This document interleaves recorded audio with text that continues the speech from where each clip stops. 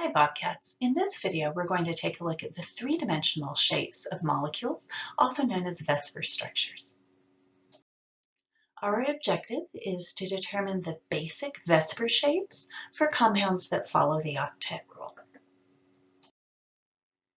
Why do we want to know about the three-dimensional shapes of molecules? Well, so much of their reactivity depends on that three-dimensional shape, particularly in biological systems like our bodies. And in the spring of 2020, there was this article with some researchers at the University of Texas discovering the three-dimensional shape or the molecular structure of a spike protein on the novel coronavirus. And the spike protein helps the virus invade a cell. And so by knowing exactly what that spike protein is shaped like, it gives researchers a starting place for trying to stop the coronavirus from entering cells. So biological systems aren't the only types of systems where the molecular shape is important, but that example from the previous slide happened to be a timely one. In general, the theory that we're going to use to predict these three-dimensional shapes is known as valence shell electron pair repulsion theory, or VSEPR.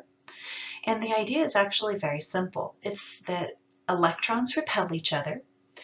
And so if you look at the central atom in a molecule, the bonding and lone pair electrons are going to spread out in three dimensions so that they get as far away from each other as possible. And that repulsion then creates the shape of the molecule.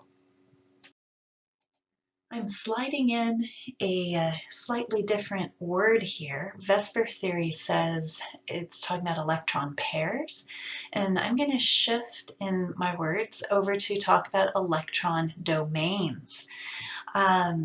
It turns out that the way the electrons will cluster and then repel is in terms of domains, where any one of the things in this list counts as a single domain. A lone pair is one domain, a single bond is one domain, a double bond is also one domain, even though it has twice as many electrons as a single bond or a lone pair. And likewise, a triple bond will count as one domain. So really, you could think of a domain as being any localized cluster of electrons that we draw in a Lewis dot structure. I'd like for you to take a little bit of time and check out this link and look at both the ideal shapes and real molecules. This simulation gives you a chance to turn around and look at these three-dimensional shapes from all sides.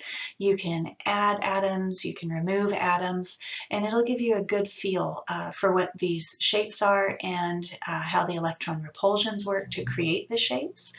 I will be doing a separate video demonstrating this site, but I am going to have to use a different software package in order to record those videos. So I unfortunately cannot embed it in this one. Our objective is to determine the basic VSEPR shapes for compounds that follow the octet rule. With that PhET simulation, I will do just that.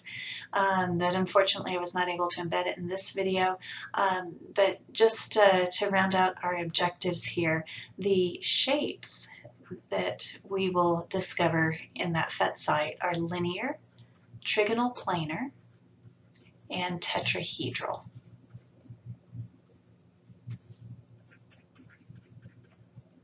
So molecules that follow the octet rule will take one of these shapes for their electrons.